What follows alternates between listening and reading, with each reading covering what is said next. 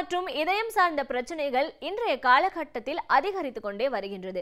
எனவே இவற்றிலிருந்து நம் இதயத்தை நாம் எவ்வாறு பாதுகாத்துக் கொள்ளலாம் என்பதை பற்றி நம்மிடையே பகிர்ந்து கொள்ள வருகிறார் இதய நிபுணர் டாக்டர் சொக்கலிங்கம் அவர்கள். நம் விடியலை வா நிகழ்ச்சியின் அடுத்த பகுதியாக வரவிருப்பது பல்லாண்டு வாழ்ந்திட.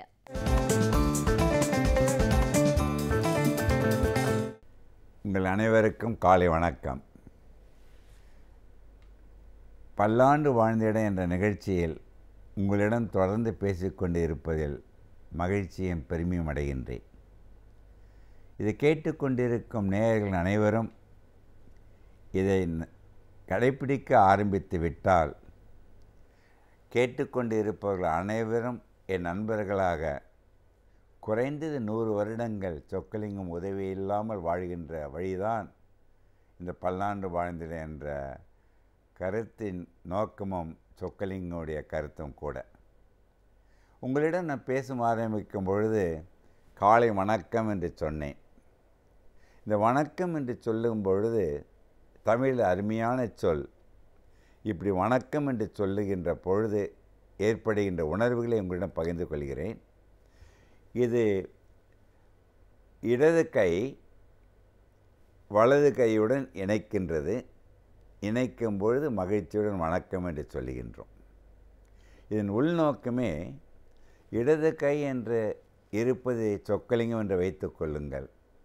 வலது கை என்பது நான் பார்க்கின்ற எவராக இருக்கட்டும் அவர்கள் அனைவரையும் வலது கையில் வைத்து இருவரும் இடைவெளி இல்லாமல் இணைவதற்கு தான் வணக்கம் என்பது. இணைவது என்பது ஒவ்வொருவரும் கருத்து வேறுபாடுகளுடன் வாழ்ந்து கொண்டு இருக்கின்றோம். ஆனால் கருத்து வேறுபாடுகளை விட்டுவிட்டு மகிழ்வுடன் வணக்கம் என்று சொல்வது இணைவதற்கு காரணம். இப்பொழுது இந்த வணக்கம் சொல்லுகின்ற உள்நோக்கம் உங்களிடம் சொல்லுகின்றேன். உள்ளங்கையில் எல்லா உறுப்புகளும் பதிவாயிருக்கின்றன. நீங்கள் மகிழ்ச்சியுடன் வணக்கம் என்று சொல்லும் பொழுது அந்த உள்ளங்கையில் பதிவான உறுப்புக்கள் அக்குப் டச் என்ற முறையில் அவைகள் அனைத்தும் தூண்டப்படுகின்றது. அந்த தூண்டப்பட்ட உணர்வுகள் கையிலிருந்து எல்லா உறுப்புகளையும் தூண்டுகின்ற சக்தியான மூளைக்கு எடுத்து செல்லப்படுகிறது. அக்கு பிரஷர் என்பதால் மூளைக்கு சென்று மூளையில் எல்லா உறுப்புகளையும் தூண்ட வைத்து எந்த உணர்வால் அக்கு டச் மகிழ்ச்சி இணைவது அந்த தூண்டப்பட்ட உணர்வுகள் மூளையிலிருந்து எல்லா உறுப்புகளுக்கும் சென்று அடைந்து எல்லா உறுப்புகளையும் 100 வருடம் கடந்து இயங்க வைக்கின்ற சக்தி இதயமும் மூளையும் சேர்த்து நீங்கள் மகிழ்ச்சியுடன் வணக்கம் என்று சொல்லுவது. இதற்கு ஈக்குவல் எதுவுமே இருக்காது உலகத்தில், எந்த மொழியிலையும் இருக்காது. மற்ற மொழிகளை நான் தாழ்வாக சொல்லவில்லை.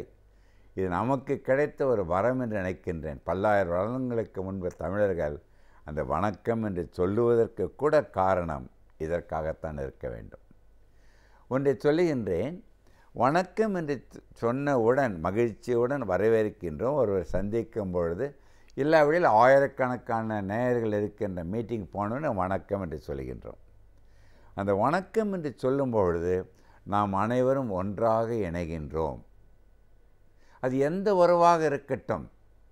எந்த உறவு என்பது உங்கள் வீட்டில் இருக்கின்ற கணவன் மனைவி, சகோதர சகோதரிகள், பெற்றோர்கள், குழந்தைகள், நண்பர்கள், பொது மக்கள் அனைவரையுமே நீ ஒன்று வைத்துக்கொண்டு இணைகின்றது. உன்னிடம் இருந்து உரையாடுகின்ற இன்னொருவர் அது மற்றொன்று நினைத்து வணக்கம் என்று சொல்கின்றோம். அந்த வணக்கம் என்று சொல்லும் பொழுது அழுந்தி வணக்கத்துடன் சொல்லுகின்ற பொழுது அவருடைய சக்தி ரொம்ப உண்டு. அதற்காக தான் சொல்கிறேன், அக்கு டச் அந்த மகிழ்ச்சி என்று வரவேற்று சொல்லுகின்ற வணக்கம், அதனால் ஏற்படுகின்ற அந்த அக்கு ப்ரெஷர், அக்கு டச் என்று சொல்கிறோமில்ல, அந்த டச்சு மூலம் அந்த உணர்வுகள் மூளைக்கு எடுத்து செல்லப்பட்டு எல்லா உறுப்புகளையும் சிறப்பாக 100 வருடம் கடந்து இயங்க வைக்கின்ற சக்தி நீ ஏற்படுகின்ற மகிழ்ச்சியில் மட்டும்தான். எவராக இருக்கட்டும், மகிழ்ச்சிக்கு அடிப்படையாதவர்கள், அன்பிற்கு அடிப்படையாத உலகத்தில் எவருமே இருக்க மாட்டார்கள் மனிதர்களாக இருக்கின்ற வரை. உண்மையில் சொல்லப்போனால் 5 அறிவு படைத்த விலங்குகள் கூட வீட்டில் வளர்க்கின்ற நாய், பூனை, அவைகளுக்கு வணக்கம் சொல்லி அவைகளுக்கு வணக்கம் சொல்ல தெரியாது. அந்த நம் முகத்தை பார்த்து அந்த 5 அறிவு படைத்த நம் பிராணிகள் முகத்தை பார்த்து, முகத்தில் ஏற்படுகின்ற மகிழ்ச்சியை பார்த்து அதற்கு ஏற்றவாறு தான் நம் வளர்க்கின்ற மிருகங்களும் விலங்குகளும் கட்டாயம் அதுக்கு பணிந்து நம்மிடம் இணைந்து வாழ கற்றுக்கொள்கிறது. அவைகளுக்கு என்ன தேவை? பேசுகின்ற மொழி தேவையல்ல, நம்மளை பார்க்கின்ற முகத்தை பார்த்து அது கற்றுக்கொள்ளும். அதுதான் அடிக்கடி சொல்லியிருப்பாங்க, அகத்தின் அழகு முகத்தில் தெரியும். இப்போ மகிழ்ச்சியுடன் வணக்கம் சொல்லும்போது மனதில் ஒன்று வச்சுக்கிட்டு சொல்லுகின்ற வார்த்தையிலையும் உண்மையை இல்லாமல் அந்த என்ன சொல்லுவாங்க, ஒப்புக்காக கும்பிட்றதெல்லாம் கூடாது. எந்த நிலத்தில் இதே தான் நீங்கள் ஆலயத்தில் போய் கும்பிடும் பொழுதும் சரி, உன்னை நீ அதற்கு இணையாக வைத்து கொண்டு நம்மிடம் இருப்பவர்களை இணைந்து அவர்களுடைய முன்னேற்றத்திற்கும் நீ தயாராக இருக்க வேண்டும். அதான் வணக்கம். ஏன்னா வணக்கத்தை பற்றி சொல்கிறேன்னு சொக்கலிங்கன்னா, இது நிறைய கருத்துக்கள் அடங்கியிருப்பதால் தான் அதை நான் உங்களிடம் சொல்லுகின்றேன். சரி, இப்போ 2 பேரும் சேர்ந்துருக்கோம். எந்த நிகழ்வும் இருக்கட்டும், எந்த உறவும் இருக்கட்டும். ஏனெனில் இந்த உலகத்தில் எந்த மனிதனும் தனித்து வாழ முடியாது. இப்போ சொக்கலிங்க ஒன்றுமே இல்லை, நான் தனித்து வாழ்ந்துருவேன்னு சொன்னேன்னா என்னை விட மடையன் உலகத்தில் இருக்க முடியாது. ஏனெனில் நம்மை காப்பாற்றி கொண்டிருப்பதும் தாங்கி கொண்டிருப்பதும் சமுதாயம் மட்டும்தான்.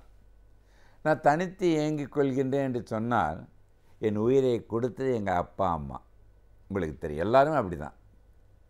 2வது என்னுடைய அறிவை கொடுத்தது பெற்றோர்கள், ஆசிரியர்கள், சமுதாயம், பகுத்தறிவு, படித்தறிவு அனைத்தும் நான் மற்றவரிடம் கற்றுக்கொண்டு இப்பொழுது நான் போட்டிருக்கின்ற சட்டை, இந்த பேனா அனைத்துமே இப்போ உங்களிடம் பேசிக்கொண்டிருக்கின்றேன். இந்த கேமரா, உங்கள் மூலம் வருகின்ற இந்த டெலிவிஷன் தொலைக்காட்சி மூலம் வருகின்ற அனைத்துமே தனி மனிதனாக இருக்க முடியும். அனைத்து மக்களும் சமுதாயமும் நம்மை தாங்கி பிடித்து கொண்டிருக்கிறது. ஏன் இந்த கருத்தை சொல்லுகின்றேன்? சொக்கலிங்கம் என்ற ஒருவன் இதே நிலையில் உலகத்தில் இருக்கின்ற ஒவ்வொருவரும் தனித்து வாழ முடியாது. நம் வாழ்க்கை என்பது சமுதாயத்தை சேர்ந்த வாழ்க்கை என்பதை புரிந்து கொண்டு நாம் பெற்றது அனைத்தும் சமுதாயத்திடம் இருப்பது என்று தெரிந்த பிறகு நம் வாழ்நாளில் நாம் சமுதாயத்திற்காக வாழ்நாள் முழுவதும் நாம் செய்து கொண்டே இருக்க வேண்டும். 100 வருடம் கடந்து கூட நம்ம உழைக்கலாம். ஸோ உழைப்பது என்பது நீ பெற்ற அறிவோ, கற்ற அறிவோ, பட்ட அறிவோ, பகுத்தறிவோ மக்களுக்கு சேர்ந்து அடைகின்ற நிலையில் நீ இருக்கும் பொழுது உன்னை மக்களும் மறக்க மாட்டார்கள், சமுதாயம் உன்னை தாங்கி பிடித்து கொள்ளும். அந்த சமுதாயத்திற்காகத்தான் நாம் உழைத்து கொண்டே இருக்க வேண்டும். அதான் சமீபத்தில் அப்துல் கலாமும் நானும் ஒரு பெரிய மீட்டிங்கில் பேசினோம். டாக்டர் அப்துல் கலாமும் 15,000 மேடையில் இருக்கின்ற கூட்டத்தில் மாணவர்களுக்கு ஒரு பெரிய மேடைக்கு போகின்றோம். அந்த மேடையில் சொன்னேன், மேல்படி செல்ல கீழ்ப்படிகள் வேண்டும்.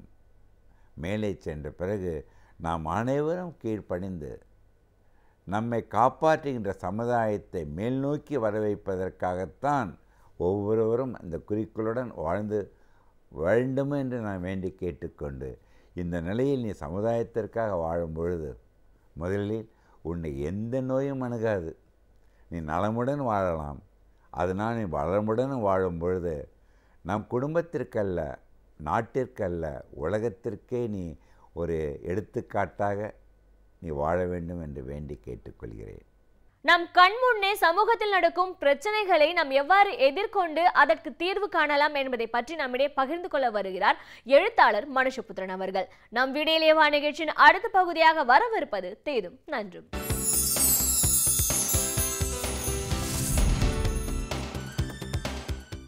வணக்கம் நண்பர்களே, இன்னும் ஒரு இனிய காலை பொழுதில் தீதும் நன்றும் நிகழ்ச்சியில் உங்களை சந்திப்பதில் மிக்க மகிழ்ச்சி அடைகிறேன். பல சமயங்களில் நம்முடைய நீதிமன்றங்கள் வழங்கக்கூடிய தீர்ப்புகள், அந்த தீர்ப்புகளின் அடிப்படையில் தொடர்புடைய மேல்முறையீட்டு வழக்கில் நேர் எதிரான தீர்ப்புகள், இது எல்லாம் நீதி என்பது எந்த அடிப்படையில் செயல்படுகிறது என்பதை பற்றிய அடிப்படையான கேள்விகளை எழுப்புகிறது. நிறைய நேரங்களில் கீழ் நீதிமன்றங்கள் வழங்கக்கூடிய தீர்ப்புகள் என்பது விசித்திரமானதாகவும் இந்த நாட்டினுடைய சட்டங்களை பொருட்படுத்தாததாகவும் இருப்பதை நாம் பார்க்க முடிகிறது. பல சமயத்தில் நீதிபதிகளுடைய மனச்சாய்வுகளுக்கும் விருப்பு வெறுப்புகளுக்கும் ஏற்ப தீர்ப்புகள் வழங்கப்படுகிறதோ என்று கவலைப்படக்கூடிய அளவிற்கு சில தீர்ப்புகள் அமைந்து விடுகின்றன. ஹதியா என்ற பெண்ணினுடைய திருமணம் தொடர்பான வழக்கம் அப்படிப்பட்டது தான். கேரளத்தைச் சேர்ந்த அகிலா என்ற இயற்பெயர் கொண்ட அந்த பெண், அவர் ஒரு இஸ்லாமிய இளைஞரை காதலித்து திருமணம் செய்து கொள்கிறார், மதமாற்றமும் செய்து கொள்கிறார். அப்படி செய்து கொள்கிற போது அந்த திருமணம் செல்லாது என்று அந்த பெண்ணினுடைய பெற்றோரால் வழக்கு தொடுக்கப்படுகிறது.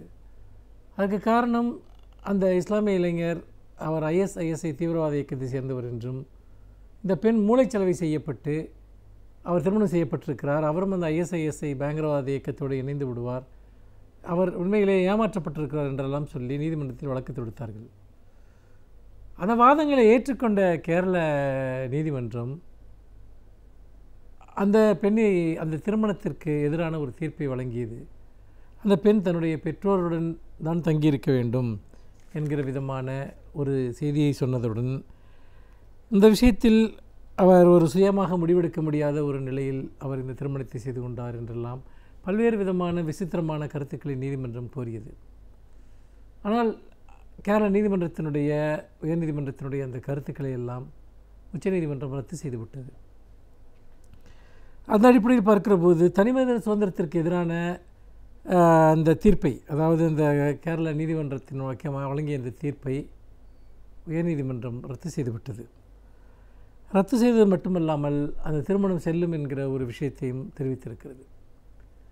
இந்த தீர்ப்பு என்பது ஒரு வரலாற்று சிறப்புமிக்க ஒரு தீர்ப்பு. அதாவது ஒருவருடைய மன உரிமை என்பது எவராலும் தலையிட முடியாத ஒன்று, எவராலும் மீறப்பட முடியாத ஒன்று. அப்படி இருக்கிற போது எவராலும் மீறப்பட முடியாத ஒருவருடைய மன உரிமைக்காக, அவருடைய திருமண உரிமைக்காக உச்சநீதிமன்றம் இன்று தெளிவான ஒரு முன்னுதாரணமான தீர்ப்பை வழங்கியிருக்கிறது. பல சமயங்களில் நம்முடைய நீதி அமைப்புகளுக்குள் அல்லது நம்முடைய விசாரணை அமைப்புகளுக்குள் ஒரு பல்வேறு விதமான ஒரு முற்போக்கு எண்ணங்களுக்கு எதிரான கருத்துக்களும் நிலவுகின்றன. நம்முடைய சட்டங்கள் எவ்வளவு முற்போக்காக இருந்தால் கூட அமைப்புகளுக்குள் இருக்கக்கூடியவர்கள் அந்த முற்போக்கான எண்ணங்களுக்கு மாறான கருத்தியல்களை கொண்டிருப்பதும், அந்த கருத்தியல்களின் அடிப்படையில் பல சமயங்களில் அவர்களுடைய உரிமைகள் மீறப்படுவதும் அல்லது அவர்களுடைய உரிமைகள் பறிக்கப்படுவதும் தொடர்ந்து நடக்கிறது. இன்னொரு புறம் தனிப்பட்ட சாதிய அமைப்புகள் அல்லது மதவாத அமைப்புகள் பல்வேறு விதமான கட்டுக்கதைகளை தொடர்ந்து உருவாக்குகின்ற. முக்கியமாக தமிழ்நாட்டில் பார்த்தீர்கள் என்றால் நாடக காதல் என்றும், வட இந்தியாவில் லவ் ஜஹாத் என்றும் பல்வேறு விதமான பெயர்களில் பெண்களுடைய சுதந்திரமான திருமண விருப்பங்களுக்கு எதிரான இயக்கங்கள் நடத்தப்படுகின்றன. அரசியல் ரீதியாக சிலருடைய ஆதரவும் கூட அதற்கு இருக்கிறது என்பதை நாம் தொடர்ச்சியாக பார்க்கிறோம். இது ஒரு அப்பட்டமான மனித உரிமை மீறலாக இருப்பது மட்டுமல்ல, அது பல படுகொலைகள் நிகழ்வதற்கும் காரணமாக இருந்திருக்கிறது. தமிழ்நாட்டில் அப்படி பல படுகொலைகள் நிகழ்ந்திருக்கின்றன. உடுமலை சங்கரனுடைய படுகொலை அதற்கு ஒரு சிறந்த ஒரு உதாரணம். இப்படி பல கொலைகள் நடப்பதற்கு கூட அவை காரணமாக இருந்து விடுகின்றன. இந்த நிலையில் நீதி அமைப்புகளினுடைய பொறுப்பு மிக மிக முக்கியமானது. நீதி அமைப்புகள் ஒரு விஷயம் சட்டப்படி இருக்கிறதா இல்லையா என்று தான் பார்க்க வேண்டுமே ஒழிய உணர்வுபூர்வமான காரணங்களை கணக்கில் எடுத்துக்கொண்டு தீர்ப்புகளை வழங்கக்கூடாது. அப்படி வழங்கினால் அது நிச்சயமாக இயற்கை நீதிக்கு மாறானது என்பதை நாம் நினைவில் கொள்ள வேண்டும். சட்டங்களை பாதுகாப்பது என்பது தான் ஒரு நீதிமன்றத்தினுடைய நீதிபதிகளுடைய கடமையாக இருக்க வேண்டும். மாறாக தனிமனித உரிமைகளுக்கு எதிராக வழக்குகள் தொடுக்கப்படுகிற போது, கருத்து சுதந்திரத்திற்கு எதிராக வழக்குகள் தொடுக்கப்படுகிற போது அந்த வழக்கை தொடுப்பவர்களுடைய நோக்கங்களை புரிந்து கொள்ள வேண்டுமே ஒழிய அந்த விஷயத்தில் பொத்தாம்பதுவான சில கருத்தியல் சார்ந்த முடிவுகளுக்கு தீர்ப்புகளை வழங்குவர்கள் வரக்கூடாது. ஏனென்றால் உச்சநீதிமன்றம் எப்பொழுதுமே இது போன்ற பல வழக்குகளில் அது தீர விசாரித்து உரிய தீர்ப்புகளை வழங்கியிருக்கிறது. நம்முடைய அரசியல் சாசனம் தனிமனிதர்களுக்கு வழங்கியிருக்கக்கூடிய அந்த அடிப்படை உரிமைகள், அந்த உரிமைகளை ஒருபோதும் விட்டு கொடுக்க முடியாது என்பதுதான் அதனுடைய அடிப்படையான கருதுகோளாக இருக்கிறது. ஆனால் இந்த உணர்வு என்பது நீதித்துறையின் எல்லா மட்டங்களிலும் இருக்கிறதா என்றால் நிச்சயமாக இல்லை. பல சமயங்களில் தவறான தீர்ப்புகள் வழங்கப்படுகின்றன, அல்லது மனச்சாய்வின் அடிப்படையிலான தீர்ப்புகள் வழங்கப்படுகின்றன, உணர்வுபூர்வமான தீர்ப்புகள் வழங்கப்படுகின்றன. இது எல்லாமே அடிப்படை நீதிக்கு எதிரானது, இயற்கை நீதிக்கு எதிரானது. ஹரியாவிற்கு இன்று நீதி கிடைத்திருக்கிறது. ஆனால் உச்சநீதிமன்றத்திற்கு சென்றால் தான் நீதி கிடைக்கும் என்கிற நிலை என்பது அது நல்லதல்ல. மாறாக உச்சநீதிமன்றமோ உயர்நீதிமன்றமோ அல்லது கீழ்நிலை நீதிமன்றங்களோ அவை ஒரு சீரான சட்ட அலைவரிசையில் செயல்பட வேண்டும், ஒரு சீரான தன்மையோடு செயல்பட வேண்டும். அப்படி செயல்படாவிட்டால் உண்மையிலேயே நம்முடைய நீதி அமைப்புகள் கேலிக்கூத்தாகிவிடும். அதனால் நீதிமன்றங்களுடைய தீர்ப்புகளை நீதிமன்றங்களை உடனுக்குடன் மாற்றியும் திருத்தியும் எழுத வேண்டியிருக்கும். அந்த நிலையை மாற்றுவது நம்முடைய நீதிபதிகளுடைய கையில் இருக்கிறது, விசாரணை அமைப்புகளுடைய கையில் இருக்கிறது. நம்முடைய மனச்சாய்வுகளை விட சட்டம்தான் நமக்கு மேலானது. அதுதான் இந்த நாட்டினுடைய மனசாட்சி என்பதை நாம் மறந்துவிடக்கூடாது. மீண்டும் இன்னும் ஒரு புதிய சிந்தனையோடு உங்களை சந்திக்கிறேன். நன்றி, வணக்கம். பல்வேறு துறைகளில் பல சாதனைகளை படைத்தவர்கள் அவர்களுடைய அனுபவங்களை நம்முடன் பகிர்ந்து கொள்ளும் போது அது நமக்கு சிறந்த வழிகாட்டுதலாக அமைகின்றது. அந்த வகையில் இன்றைய சிறப்பு விருந்தினர் யார் என்பதை பற்றியும் அவர்கள் என்ன செய்திகளை நம்முடன் பகிர்ந்து கொள்ளப் போகிறார்கள் என்பதையும் பார்க்கலாம். நம் விடியலே வா நிகழ்ச்சியின் அடுத்த பகுதியாக வரவிருப்பது சிறப்பு விருந்தினர் பகுதி.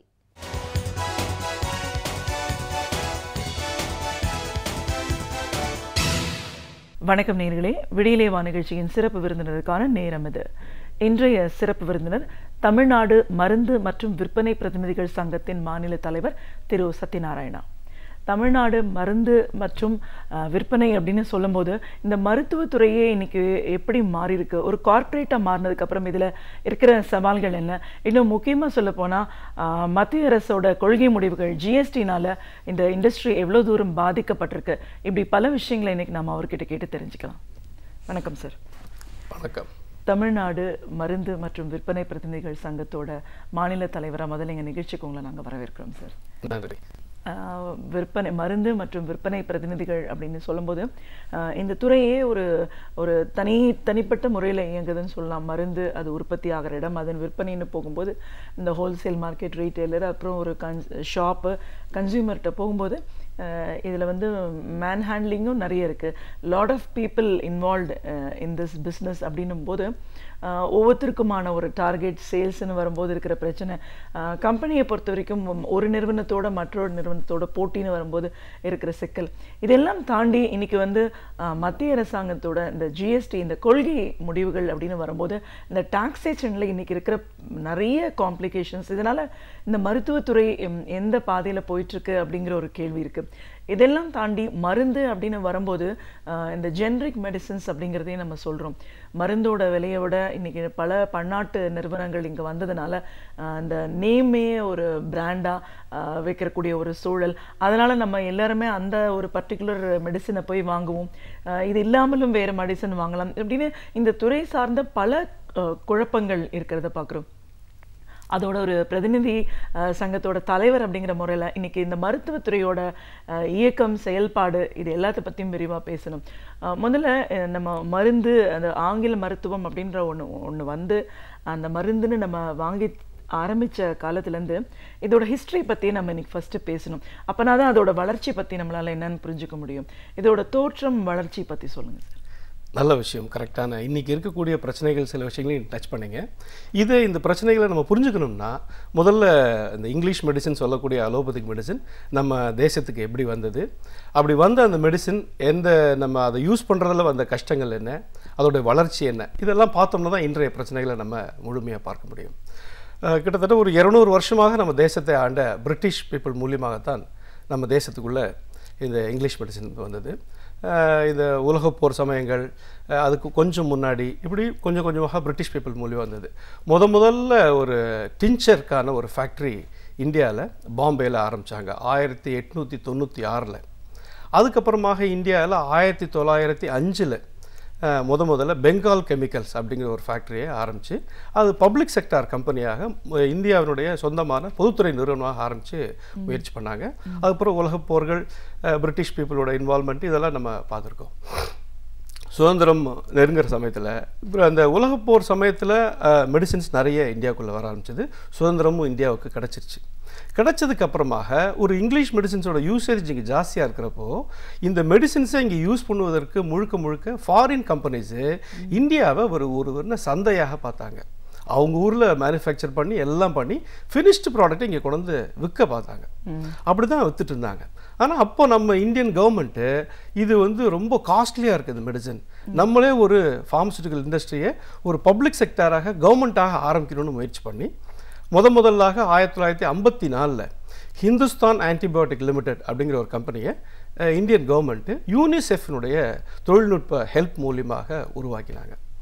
அந்த நேரத்தில் நீங்கள் பார்த்தீங்கன்னாக்கா ஃபார்மா கம்பெனிஸில் நம்மளுடைய பண்டிதர் நேரு வந்து பல நாடுகளுக்கு போய் இங்கே வந்து ஃபேக்ட்ரி நீங்கள் ஆரம்பிக்கணும், டெக்னிக்கல் நோஹோ சொல்லுங்கள், இங்கே ஆரம்பிக்கணும்னு யூரோப்பியன் கண்ட்ரீஸ்க்கு போனார், அமெரிக்காவில் நிறைய இடங்களுக்கு போய் கேட்டார். பண்டிதர் நேருவோட கேள்விக்கு யாருமே பதில் சொல்லலை. அப்போ அங்கே இருக்கக்கூடிய அந்த நாடுகளில் இருக்கக்கூடிய கம்பெனிஸு நாடுகள்லாம் நமக்கு சொன்ன வார்த்தை என்னன்னாக்கா, இந்தியாவில் மருந்து ஃபேக்ட்ரி ஆரம்பிக்கிற அளவுக்கு தட்பவெட்ப சூழ்நிலை சரியாக இல்லை, ஸோ நாங்கள் எங்கள் கண்ட்ரியில் மேனுஃபேக்சர் பண்ணி நாங்கள் ஃபினிஷ்டு ப்ராடக்டாக உங்கள் கண்ட்ரிக்கு அனுப்புகிறோம், அதை நீங்கள் உங்கள் மக்களுக்கு கொடுத்தா போகிறோம் அப்படின்னு பண்ணாங்க. இப்படி மெடிசின்ஸ் வர்றப்போ ஒரு சின்ன உதாரணத்துக்கு உங்களுக்கு சொல்கிறேன். 1950ஸ்லாம் தங்கத்தோட விலை கிட்டத்தட்ட ஒரு 50 ரூபா 60 ரூபான்னு பெரியவங்க சொல்லுவாங்க. 50ஸ்ல ஒரு மல்டிநேஷ்னல் கம்பெனியோட ஒரு இன்ஜெக்ஷன் குழந்தைங்களுக்கு பெரியவங்களுக்கு சிவியரான டயரியா இருந்தாக்க அந்த மெடிசினை ஒரு 5 நாள்லேருந்து 7 நாள் யூஸ் பண்ணால் கண்ட்ரோல் ஆகும். அதே போல் யூரினரி இன்ஃபெக்ஷன் இருந்தாக்க அந்த இன்ஜெக்ஷன் ஆகும். அந்த இன்ஜெக்ஷனுடைய ஒரு இன்ஜெக்ஷனுடைய விலை 42 ரூபாய் 1950களில். ஆனால் 54 ஆரம்பித்த ஹிந்துஸ்தான் ஆன்டிபயோட்டிக் லிமிடெட் அதே மருந்தை குறைவாக 9 ரூபாய்க்கு கொடுத்தாங்க. இந்த மாதிரியான டெவலப்மெண்ட்டை பார்த்தோன்னு தான் பண்டிதர் நேருவுக்கு நம்மளே ஃபேக்ட்ரி ஆரம்பிக்கணும், நம்மளை வந்து எக்ஸ்ப்ளாய்ட் பண்ணுறாங்க மல்டிநேஷ்னல் கம்பெனிஸ், அமெரிக்கன் கம்பெனிஸ், மற்ற எல்லா கம்பெனிஸ். அந்த முயற்சி அப்போ பண்டிதர் நேரு தொழில் கொள்கையை அனௌன்ஸ் பண்ணுறாரு. அந்த தொழில் கொள்கையில் பப்ளிக் செக்டார்ஸ் ஒரு மேஜர் ரோல் ப்ளே பண்ணும் அப்படிங்கிற ஒரு தொழில் கொள்கை அது மருந்து இண்டஸ்ட்ரியிலையும் சாத்தியமாகுது. அப்போது வேறு வழி இல்லாமல் எல்லா கண்ட்ரிலையும் போய் கேட்குறாரு. நேருவுக்கு யாருமே ஹெல்ப் பண்ணல. அப்போது ரஷ்யாவுக்கு அன்றைக்கி இருந்த யூஎஸ்எஸ்ஆருக்கு போய் இதேமாரி செய்யணுங்க சொல்கிறப்ப தான் அவங்க ரஷ்யா ஒரு 30,000 ரூபிள்ஸ் உதவி பணமாக நான் கண்டிஷனல் லோனாக நமக்கு கொடுத்து ப்ளஸ் டெக்னிக்கல் நோஹோ எல்லாம் சொல்லிக் கொடுத்து Indian drug and pharmaceutical limited என்று சொல்லக்கூடிய இந்திய அரசுக்கான ஒரு மருந்து நிறுவனம் எப்படி ஹிந்துஸ்தான் ஆன்டிபயோட்டிக் துவங்கிச்சோ அதே போல் ஐடிபிஎல்ங்கிற நிறுவனம் Indian drug and pharmaceutical limited 1961லேருந்து 68 வரைக்கும் ஒரு 3 இடங்களில் ஃபேக்ட்ரி ஆரம்பித்தாங்க. Hindustan antibiotic limited, IDPL limited, Bengal chemical limited, இப்படி ஒரு 3-4 ஃபார்மா கம்பெனிஸ் இந்தியன் கம்பெனிஸ் வந்தவுடனே இந்தியாவுடைய மருந்து வளர்ச்சிக்கு மல்டிநேஷ்னல் கம்பெனிஸ் எப்படி கொள்ளலாமல் அடிச்சுட்டு இருந்தாங்களோ அதுக்கு நேர்மாறாக ரொம்ப குறைச்ச விலையில் பப்ளிக் செக்டார் கம்பெனி கொடுக்க ஆரம்பித்தாங்க. ஸோ மல்டிநேஷ்னல் கம்பெனிஸ்க்கு போட்டியில் நிற்கணும்னா விலையை குறைச்சி தான் ஆகணும். 42 ரூபா எங்கே இருக்குது, 9 ரூபாய் எங்கே இருக்குது, வேறு வழியே இல்லை. விலையை குறைக்க ஆரம்பித்தாங்க. அதே நேரத்தில் இந்தியாவில் நம்ம செஞ்ச மிகப்பெரிய ஒரு விஷயம், நம்ம ஃபார்மா இண்டஸ்ட்ரி இன்றைக்கி இவ்வளோ வளர்ந்துருக்கு காரணம்னாக்க இந்தியன் பேட்டன்ட் ஆக்ட் 1970 இந்தியாவினுடைய காப்புரிமை சட்டம் என்பதை நம்ம இந்திய நாட்டில் பாராளுமன்றத்தில் நம்ம ஏற்றினோம். அந்த காப்புரிமை சட்டத்தோடைய நல்ல ஷரத்து என்னன்னாக்க வெளிநாட்டில் எங்கே எந்த மருந்து தயாரிக்கப்பட்டாலும் அங்கெல்லாம் இருக்கக்கூடிய பேட்டன்ட் ஆக்ட் என்னன்னாக்க அந்த ப்ராடக்ட்டுக்கே பேட்டன்சி, அந்த மருந்தை எந்த நிறுவனம் கண்டுபிடிச்சதோ அந்த நிறுவனம் தான் அதை மார்க்கெட் பண்ண முடியும். அந்த நிறுவனத்தோட அனுமதி இல்லாமல் வேறு யாருமே மார்க்கெட் பண்ண முடியாது. ஆனால் இந்தியாவில் நம்ம ப்ராசஸ்க்கு பேட்டன்சி அப்படிங்கிற ஒரு பேட்டன்ட் ஆக்ட் கொண்டு போகணும். ப்ராசஸ்னாக்க ஒரு மருந்தினுடைய தயாரிப்பு முறைகளில் ABCDன்னு ஒரு 3-4 ஸ்டேஜஸ் தாண்டி எண்டு பாயிண்ட்டாக அந்த மாலிக்யூல் கிடைக்கும். நம்மளுடைய பப்ளிக் செக்டார் வளர்ந்தது, நம்மளுடைய R&D வளர்ந்த அந்த வளர்ச்சியினோட காரணமாக நம்ம அதே ப்ராடக்ட் எண்டு பாயிண்ட்டாக கிடைக்கக்கூடிய அதே ப்ராடக்டை ABCD அப்படிங்கிற மெத்தடுக்கு பதிலாக BACD ஒரு சின்ன சேஞ்சஸ் மூலியமாக எண்டு பாயிண்ட்டாக அதே மாலிகுலை நம்ம கண்டுபிடிக்க ஆரம்பித்தோம். இந்த ப்ராசஸ்க்கு நம்ம பேட்டன் பண்ண ஆரம்பித்தோம். இந்த ப்ராசஸ்க்கு பேட்டன்ஸுங்கிறது வந்த உடனே உலகத்தில் எங்கெங்கேயோ கண்டுபிடிக்கக்கூடிய ஆன்டிபயோட்டிக்ஸு லைஃப் சேவிங் மெடிசின்ஸ் எல்லாம் 2 வருஷம் 3 வருஷத்துக்குள்ளே இந்தியாவில் நம்முடைய ரிசர்ச் அண்ட் டெவலப்மெண்ட் மூலியமாக அதே மாலிக்யூல் சின்ன சின்ன சேஞ்சஸ் ப்ராசஸில் மாறி நம்ம இங்கே கண்டுபிடிச்சாக்க அந்த மல்டிநேஷ்னல் கம்பெனி இந்தியாவில் மார்க்கெட் பண்ணிட்டு இருப்பாங்க, அந்த கம்பெனி இங்கே மார்க்கெட் பண்ணும். இந்தியாவில் ஒரு 10-15 இந்தியன் பெரிய பெரிய கம்பெனிஸு அதே மாலிக்யூலை சேஞ்சு ப்ராசஸ் மூலியமாக அதே மாலிக்யூலையும் மார்க்கெட் பண்ணுவாங்க. போட்டி நிறையா இருந்தது. 70 பேட்டன்ட் ஆக்ட் வந்ததுக்கப்புறம் நிறைய ஒரு மெடிசின் லான்ச் ஆகுது, ஆன்டிபயோட்டிக் ஒன்று லான்ச் ஆகுதுனாக்க 10 கம்பெனி 15 கம்பெனி 20 கம்பெனி வரிசையாக லான்ச் பண்ணுறாங்க. போட்டினாலே விலைங்கிறது குறைய ஆரம்பிக்கும். மல்டிநேஷ்னல் கம்பெனி மாத்திரம் விலை குறைக்கல, இந்தியன் ஃபார்மா கம்பெனிஸ் எல்லாம் விலையை குறைச்சி மார்க்கெட் பண்ணாங்க. நிறைய மருந்து கிடச்சிது, மருந்தினுடைய விலை குறைஞ்சிது. எப்படி 1950 காஸ்ட்லியாக இந்தியாவில் மெடிசின் இருந்ததுங்கிற இந்த நிலைமை 1970க்கு அப்புறமாக 80s 90ஸ்லாம் பார்த்தீங்கன்னாக்க இந்தியாவில் தான் மருந்துடைய விலை ரொம்ப குறைவாக மாறியது. இது ஒரு அற்புதமான ஒரு பக்கம். ஐடிஎப்பிஎல் போன்ற கம்பெனிகள் இந்தியன் டாப் 10 கம்பெனிக்குள்ளே வர்ற அளவுக்கு கம்பீட் பண்ணுற அளவுக்கு பவர்ஃபுல்லான ஒரு மேனுஃபேக்சரிங் அண்ட் மார்க்கெட்டிங்கில் இருந்தாங்க. அது ஒரு அற்புதமான ஒரு பொற்காலம் அதெல்லாம் அப்படின்னு சொல்லலாம். கண்டிப்பாக நீங்கள் சொல்கிற விஷயங்கள் வந்து நம்ம 90 வரைக்கும் இதை நம்ம கன்சிடர் பண்ணலாம். அந்த 90க்கு அப்புறம் குளோபலைசேஷன் லிபரலைசேஷன்லாம் வந்ததுக்கப்புறமா பல நிறுவனங்களில் ஒரு பன்னாட்டு நிறுவனங்களோட போட்டி இங்கே இருக்குன்னா மருத்துவத்துறையில் நம்ம ஏற்கனவே இதை பார்த்துருக்கோம். பட் இந்த மாதிரியான ஒரு சேஞ்சஸில் நம்ம ஸ்ட்ராங்காக நிற்கிறோம் அப்படின்போது அதுக்கப்புறம் அந்த காலகட்டத்தில் நிறைய ஒரு குழப்பம் இருந்துப்பாங்க. ஒரு பர்டிகுலர் ட்ரக் அந்த மாலிகுலர் நேம் சொல்லியே இட் இஸ் பீன் ப்ரிஸ்கிரைப், நம்ம இதை வாங்கினா மட்டும்தான். அதுவும் ஒரு பிரச்சனை அப்படின்னு வரும்போது it is very emotional and sensational issues.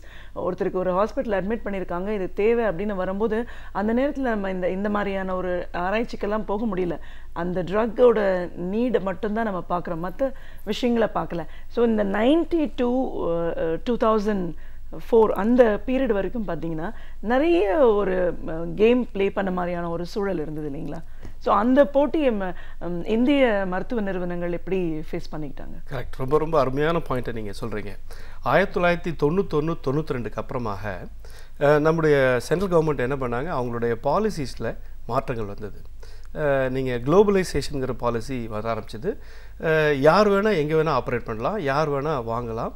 அந்த ஈஸியாக மல்டிநேஷ்னல் கம்பெனிஸ் இந்தியன் கம்பெனிஸை வாங்கக்கூடிய ஒரு கம்ஃபர்டபுள் அட்மாஸ்ஃபியரை க்ரியேட் பண்ணாங்க. நிறைய இண்டஸ்ட்ரியில் இது நடந்தது, ஃபார்மா இண்டஸ்ட்ரியிலையும் இது நடந்தது. 90க்கு முன்னாடி ஜெயண்ட்டாக இருந்த இந்தியன் ஃபார்மா கம்பெனிஸ் மல்டிநேஷ்னல் கம்பெனிஸோட கம்பீட் பண்ணிட்டு இருந்த கம்பெனிஸு 91-92க்கு அப்புறமாக இந்த கம்பெனிஸை வாங்குற அளவுக்கு மல்டிநேஷ்னல் கம்பெனிஸ் இறங்க ஆரம்பிச்சிட்டாங்க. நிறைய இந்தியன் கம்பெனிஸு ஜெயண்ட் கம்பெனியாக இருந்த கம்பெனிஸு அவங்களுடைய ப்ராடக்ட்டு நல்ல டாப் செல்லிங் ப்ராடக்ட்ஸில் ஒரு 10 ப்ராடக்ட் மொத்தமாக 15 ப்ராடக்ட் இருக்கும், அதில் 8 ப்ராடக்ட் விற்றுட்டா மிச்சம் அந்த கம்பெனியோட வேபிலிட்டியே குறைஞ்சிரும். அந்த மாதிரி ப்ராடக்ட் விற்க ஆரம்பித்தாங்க, டோட்டலாக கம்பெனியை விற்க ஆரம்பித்தாங்க.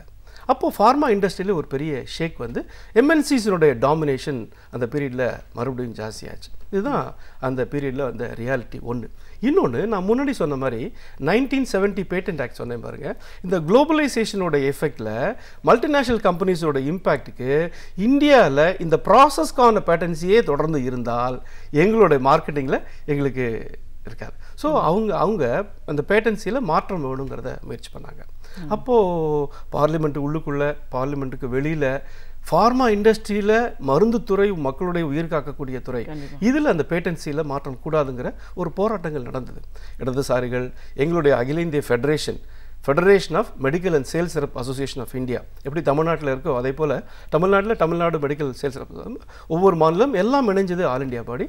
அவங்களும் இணைஞ்சு பல போராட்டங்கள் நடத்தி இந்த பேட்டன்ட் ஆக்டினுடைய மாற்றங்களில் மக்களை காப்பாற்றக்கூடிய அளவில் நம்முடைய பேட்டன்சியை காப்பாற்றக்கூடிய அளவில் ஒரு 10 அம்சங்களை ரீட்டைன் பண்ணதுக்கு அப்புறம் தான் அந்த மாற்றங்களுக்கு போகணுங்கிறத மிகப்பெரிய போராட்டத்துக்கு அப்புறம் மத்திய அரசு ஒத்துட்டு 2003-2005 இந்த மாற்றங்கள் நடந்தது.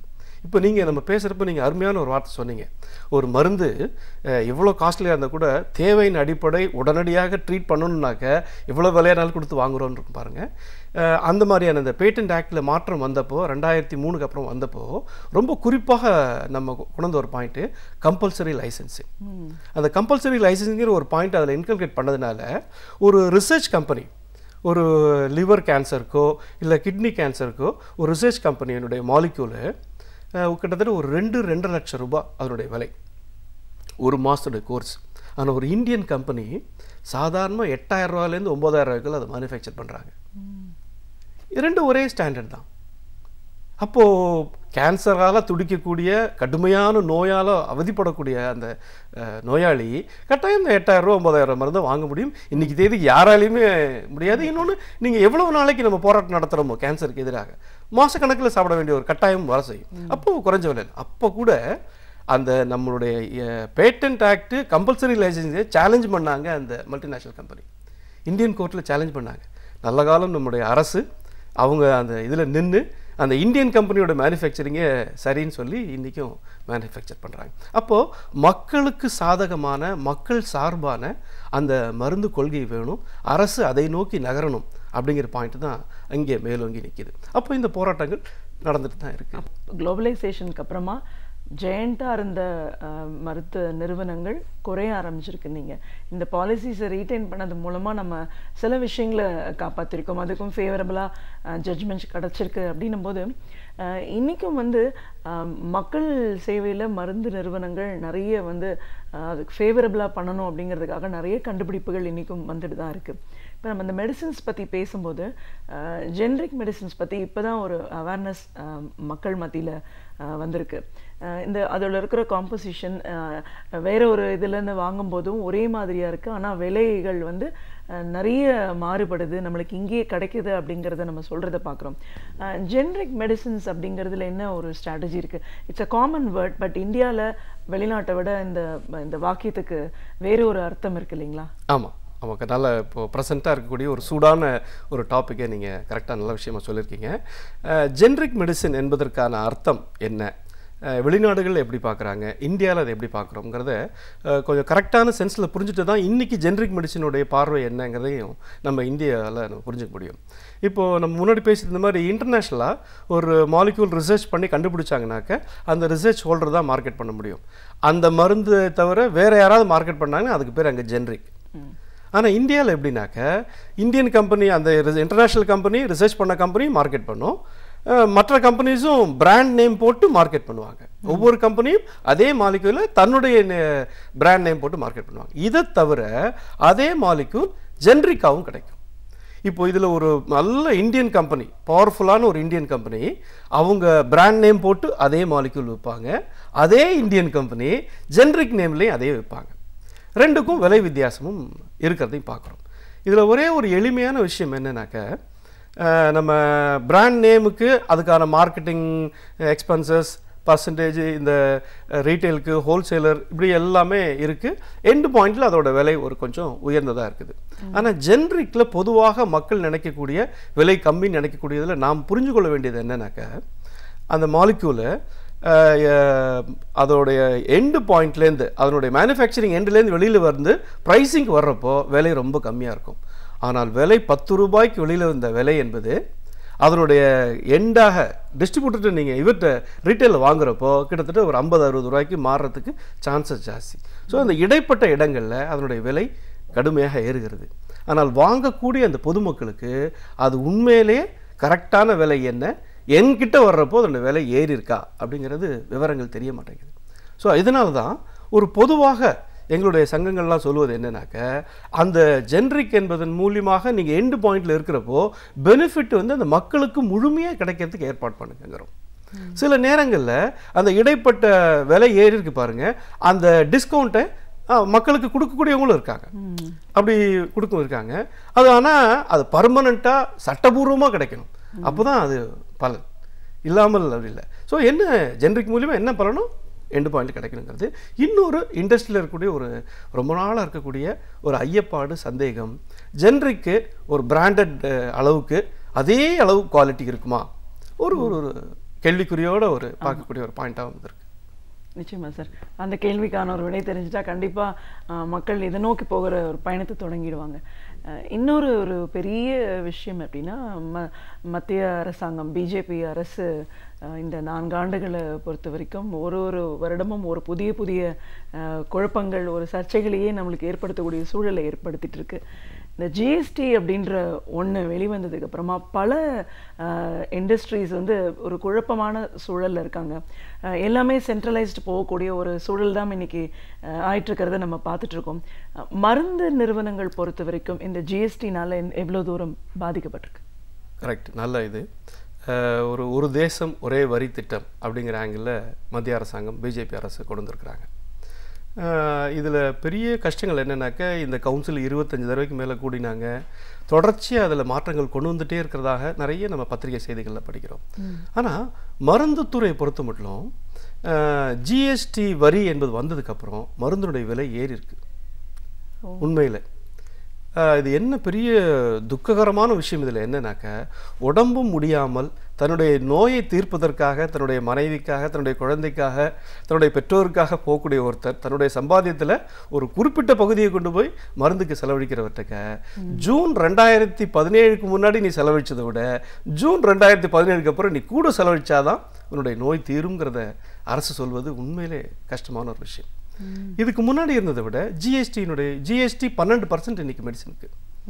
ஆன் ஆவரேஜ் 18% இருக்கக்கூடிய மெடிசின்ஸும் இருக்குது, கொஞ்சம் குறைவாக இருக்கக்கூடிய மெடிசின்ஸ் இருக்குது. ஸோ இது மக்களுக்கு நோய் தீர்க்கக்கூடிய ஒரு இண்டஸ்ட்ரி, மருந்து இண்டஸ்ட்ரி, ஹெல்த் இண்டஸ்ட்ரியில் இருக்குது. ஸோ எங்களுடைய டிமாண்டாக எங்கள் சங்கங்கள் நாங்கள்லாம் சொல்வது என்னன்னாக்க 0% ஜிஎஸ்டி ஃபார் மெடிசின்ஸ் அது அரசு கொண்டு வந்தால் பொதுமக்களுக்கு ரொம்ப யூஸ்ஃபுல்லாக இருக்கும். ரொம்ப குறிப்பாக க்ரானிக் டிசீஸ் இருக்குது பாருங்கள். ஒரு டயபெட்டிக் பேஷண்ட் தன் வாழ்நாள் பூரா அவர் சாப்பிடணும். ஒரு கார்டியாக் ப்ராப்ளம் வந்திருக்கவர் வாழ்நாள் பூரா சாப்பிடணும். பிபி இருக்கிறவங்க, இந்த மாதிரியான க்ரானிக் டிசீஸ் இருக்கிறவங்கெல்லாம் தன் வாழ்நாள் பூரா மருந்து சாப்பிடணும். ஒரு மாதத்துக்கு அவர் 2000, 3000, 4000 மருந்து வாங்கிட்டு இருப்பார். அப்போ அவருக்கு டாக்ஸ் என்பதே இல்லாமல் 0% ஜிஎஸ்டின்னு கொடுத்தா அது அவருக்கு ஒரு பலனாக மாறும். அதை நோக்கி மத்திய அரசு நகரணுங்கிற டிமாண்டை எங்கள் சங்கம் தொடர்ச்சியாக முன் வச்சிட்ருக்கோம். ஓகே, ஒரு துறையிலையும் அதற்கான ஒரு சங்கம் அமைப்பு இருக்கிற மாதிரி இங்கே தமிழ்நாடு மருந்து மற்றும் விற்பனை பிரதிநிதிகள் அப்படின்னு சொல்கிறீங்க. மருந்து அப்படின்ற ஒரு விஷயத்தில் பிரச்சனைகள் வருது, அதற்கானதெல்லாம் கொள்கை முடிவுகள் நம்ம பார்க்குறோம். அப்படின்னா விற்பனை பிரதிநிதிகள் அப்படின்னு வரும்போது அவங்களோட சார்ந்த ஒரு பிரச்சனைகள், கோரிக்கைகள்லாம் என்னெல்லாம் இருக்குது? உண்மையிலே ரொம்ப சொல்லணும்னாக்க, நீங்கள் சாதாரணமாக ரொம்ப பொதுமக்களை பார்த்தீங்கன்னாக்க, ஒரு கிளினிக்கில் நம்ம வெயிட் பண்ணிகிட்ருக்கோம்னாக்க, ஒரு உடம்பு முடியாமல் ஒரு 15-20 பேர் மத்தியில் ஒரு இளைஞர்களாக ஒரு டை கட்டிட்டு ஒரு டூ வீலரில் இறங்கி நின்றுருப்பார். அவர் உண்மையிலே அந்த இடத்துல ஒரு அழையா விருந்தாளி. எங்களை மாதிரி எங்கள் ரெப்ஸ் எல்லாம் அந்த இடத்துக்கு ஒரு அழையா விருந்தாளியாக தான் அங்கே பேஷண்ட்ஸ் எல்லோரும் பார்க்குறாங்க. ஐயோ, நம்ம டாக்டர் போகிற நேரத்தில் இவர் நிற்கிறாரு, இவர் உள்ளே போனார்னா எவ்வளோ நேரம் ஆக்குவாரோ, நம்ம நேரம் வீணாயிடுமோ அப்படிங்கிற ஒரு எண்ணம் உண்மையிலே இருக்குது. ஆனால் உண்மையிலே அந்த டாக்டருக்கும் இந்த பேஷண்ட்டுக்குமான ஒரு பாலம் தான் மெடிக்கல் ரெப்ரசன்டேட்டிவ். புதிய கண்டுபிடிப்புகள் எளிமையான முறையில் அது விலை குறைவாக இருக்குது அப்படிங்கிற தகவல்களை கம்பெனிலேருந்து டாக்டர்கிட்ட சொல்லக்கூடிய ஒரு தகவல் சொல்லக்கூடிய, அதன் மூலியமாக தன்னுடைய கம்பெனி ப்ராடக்டை ப்ரமோட் பண்ணக்கூடிய ஒரு பிரதிநிதி தான் அங்கே மெடிக்கல் ரெப்பு. இதில் ப்ராக்டிக்கல் டிஃபிகல்ட்டிஸ் மெடிக்கல் ரெப்புக்கு என்ன இருக்குது, அதனோட இது என்னன்னு கேட்டிங்கன்னா, உண்மையிலே இன்னி வரைக்கும் எங்களுக்கு குறைந்தபட்ச ஊதியம் என்பது கூட டிக்ளேர் ஆகி அமுல்படுத்தாத நிலைமையில் இருக்கும். சட்டபூர்வமாக எங்களுக்கான சலுகைகள் அப்படிங்கிறது நேஷ்னல் லெவலில் சட்டங்கள் இருக்குது. சேல்ஸ் ப்ரமோஷன் எம்ப்ளாயீஸ் ஆக்ட் அப்படிங்கிற ஒரு சட்டம் இருக்குது. இந்தியாவில் ஒரு 2000-3000 கம்பெனி ஆப்ரேட் பண்ணுறாங்க. ஒரே ஒரு கம்பெனி கூட முழுமையாக அந்த சட்டத்தை இன்னும் அமல்படுத்தலை. ஸோ இந்த மாதிரியான சட்டபூர்வமான பிரச்சனைகள் இருக்குது. குறைந்தபட்ச ஊதியம்ங்கிற நாங்கள் வாங்கக்கூடிய சலுகைகளில் எங்களுடைய ஏர்னிங்ஸ்லேயும் பிரச்சனைகள் இருக்குது. ஆனால் மெடிக்கல் ரெப்பு எல்லோரும் ஒன்றாக இணைந்து ஒரே சங்கமாக ஒரு சமூக அக்கறையுடன் நம்ம இருக்கக்கூடிய இந்த ஹெல்த் இண்டஸ்ட்ரி, இந்த ஃபார்மா இண்டஸ்ட்ரி, இது மூலியமாக நாம் இந்த தேசத்தில் இருக்கக்கூடிய மக்களுக்கு ஒரு நல்லது செய்யணுங்கிற அக்கறையுடன் மருந்து விலை குறைவதற்கு இப்போ இவ்வளோ நேரம் நம்ம பேசின 0 ஜிஎஸ்டி வேணும் அப்படிங்கிற பாயிண்ட்லாம் ப்ரொபகேட் பண்ணுறோம். மல்டிநேஷ்னல் கம்பெனிஸோட டாமினேஷன் இந்தியாவில் இல்லாமல் அதோடைய விஷயங்களை குறைச்சோம்னாக்க, ஏன்னா இன்றைக்கி ஃபாரின் டைரக்ட் இன்வெஸ்ட்மெண்ட் எம்என்சிஸ்க்கு 100% இருக்குது. அதனால் திரும்ப மல்டிநேஷ்னல் கம்பெனிஸ் நிறைய வந்துகிட்டே இருக்காங்க. அப்போது அதை லிமிட் பண்ணி அவங்களுடைய பவுண்ட்ரிஸை குறைச்சி வச்சோம்னாக்க இந்தியன் கம்பெனிஸ் வளரும், நம்மளுடைய மருந்து விலை என்பது கட்டுப்பாட்டுக்குள்ளே இருக்கும். இப்படி இந்த டிமாண்டை வச்சு பப்ளிக்காக போராட்டங்களும் நடத்திட்டு இருக்க ஒரு சங்கமாக தான் தமிழ்நாடு மருந்து மற்றும் விற்பனை பதிவு சங்கம் இன்றைக்கி இருக்குது. ஓகே, இப்போது எதிர்காலத்தில் இப்போ இந்த பன்னாட்டு நிறுவனங்களோட வருகை பல துறைகளில் இங்கே வந்திருக்கு அப்படின்னாலும் இதை நம்ம இனிமேல் ஸ்டாப் பண்ண முடியாத ஒரு சூழலில் இருக்கும்போது மருந்து உயிர் காக்கக்கூடிய ஒரு விஷயம், இதற்கான ஒரு தொழிற்சாலை நிறுவனங்கள் இந்தியாவிலேயே புதுசாக வரணும் அப்படின்னா என்ன பண்ணணும்? வரணும் அப்படின்ற ஒரு விஷயம் ஆரோக்கியமாக இருக்குமா இல்லையா? ரொம்ப கரெக்டான பாயிண்ட் நீங்கள் சொல்கிறீங்க. நம்ம இந்திய அரசாங்கத்துக்கு எப்படி நம்ம ஒரு 40-50 வருஷங்களுக்கு முன்னாடி பப்ளிக் செக்டார் ஃபார்மா இண்டஸ்ட்ரியில் இருந்து அதன் மூலியமாக நம்முடைய இண்டஸ்ட்ரி வளர்ந்ததோ, அதே போல் மல்டிநேஷ்னல் கம்பெனிஸோ இந்தியன் கம்பெனிஸோ அவங்க இருக்கட்டும், அதே நேரம் நம்முடைய அரசுக்கு சொந்தமான அரசு நிறுவனங்கள், மருந்து நிறுவனங்கள் அதுவும் முழுமையாக இருக்கணும். அதுவும் இருக்கிறப்போ இப்போ நீங்கள் நம்ம ரொம்ப சௌரியமாக இருக்கிறவங்க நம்மளால் ஒரு நல்ல ரேமன் ஷர்ட் வாங்க முடியும், ரேமன் பேண்ட் வாங்க முடியும், சௌரியம் இருக்கும், ரேமன் பேண்ட்டை வாங்கிட்டோம். எளிமையான சம்பளம் வாங்கக்கூடியவர் அவரோட தனக்கான ஒரு ஆடையை ஒரு எளிமையான டெக்ஸ்டைலில் போய் வாங்குவார். அதே போல தான் மருந்து இண்டஸ்ட்ரியிலையும் நல்ல வசதியான மல்டிநேஷ்னல் கம்பெனிஸ் ஆப்ரேட் பண்ணுறாங்க, ரைட், அவங்களும் செய்யட்டும். ஆனால் இந்தியன் ஃபார்மாவில் public sector companies, Hindustan antibiotic போன்ற கம்பெனிஸ், ஐடிபிஎல் போன்ற companies, Bengal chemical, Bengal immunities போன்ற கம்பெனிஸு முழுமையாக அவங்க ஆப்ரேட் பண்ணினாக்க மருந்து ப்ரொடக்ஷன் நல்ல எப்படி நம்ம 70s 80s பார்த்த ஒரு காம்படிஷன், ஒரு ப்ரைஸ் கண்ட்ரோல் இருந்ததோ, மக்களுக்கு ரொம்ப எளிமையாக மருந்து நிறைய கிடச்சிது, குறைச்ச விலையில் கிடச்சிது. அதை நோக்கி போகணும். அதுதான் உண்மையான எதிர்காலம். அதை நோக்கி போகணுங்கிறத சொல்கிறோம். அதை நோக்கி போகணும்னா அரசு பப்ளிக் செக்டாரை ரிவைவ் பண்ணணும். ஆனால் நான் முதல்ல சொன்ன இந்த கம்பெனிஸ் எல்லாம், இந்துஸ்தான் ஆன்டிபயோட்டிக் இருக்க கம்பெனி இன்றைக்கி மூடும் தருவாயில் இருக்குது, ஐடிபிஎல்ங்கிற கம்பெனி மூடும் தருவாயில் இருக்குது. ஆனால் இந்த கம்பெனிகள் தான் ஃபார்மா இண்டஸ்ட்ரியோட வளர்ச்சிக்கு ரொம்ப தூணாக இருந்த கம்பெனிகள். ஸோ அதை நோக்கி போகணும். அதற்கு அரசு எங்களுடைய வார்த்தைகளில் கொஞ்சம், எங்களுடைய டிமாண்டு, எங்களுடைய போராட்டங்களில் கொஞ்சம் கூர்ந்து கவனித்து இந்த கோரிக்கைகளை ஏற்கணுங்கிறதான் பாயிண்ட்டாக நாங்கள் பார்க்குறோம். நிச்சயமாக சார். தமிழ்நாடு மருந்து மற்றும் விற்பனை பிரதிநிதிகள் சங்கத்தோட மாநில தலைவர் அப்படிங்கிற முறையில் இன்றைக்கி மருந்து, இந்த மருத்துவத்துறை ஆங்கிலேயர்கள் வந்ததுக்கப்புறமா ஆங்கில மருத்துவம், அலோபதிக் மெடிசன்ஸ் அப்படின்றது ஒன்று எப்படி வந்துச்சு, அதோட ஆரம்பம் என்ன, அதோட வளர்ச்சி அப்படின்னு பார்த்தா எப்படி இருக்குது, 70களுக்கு அப்புறம் 90 வரைக்கும் எப்படிப்பட்ட ஒரு வளர்ச்சி, மக்கள் சேவையில் இந்த நிறுவனங்கள்லாம் பெரிய ஒரு பங்களிப்பை கொடுத்தது, அதோடைய இன்றைய ஒரு சூழல் என்ன, மத்திய அரசாங்கத்தோட கொள்கை முடிவுகள்னால என்ன மாதிரியான ஒரு மாற்றங்களை நோக்கி நம்ம போயிட்டுருக்கோம், இதெல்லாம் தவிர்க்க முடியல அப்படின்னாலும் இந்திய மருத்துவ நிறுவனங்களை அரசு மறுபடியும் திரும்பி கொண்டு வந்தால் மட்டும்தான் மக்களுக்கு, பொதுஜன மக்களுக்கு காப்பாற்றக்கூடிய ஒரு சூழல் ஏற்படும்னு உங்களோட கருத்துக்கள் அனைத்தையும் எங்களோட நீங்கள் பகிர்ந்ததுக்கு நன்றி. மிக்க நன்றி. பழமை புதுமை என்று நமக்கு நன்மை பயக்கக்கூடிய தகவல்களை நம்முடன் பகிர்ந்து கொள்ள வருகிறார் பேராசிரியர் சுபவீரபாண்டியன் அவர்கள். நம் விடியலே வா நிகழ்ச்சியின் அடுத்த பகுதியாக வரவிருப்பது ஒன்றை சொல் நன்றி சொல்.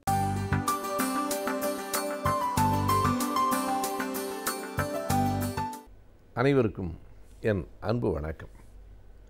மார்ச் 23 என்பது பகத்சிங், ராஜகுரு, சுகதேவ் ஆகிய 3 பேரினுடைய நினைவு நாளாகும்.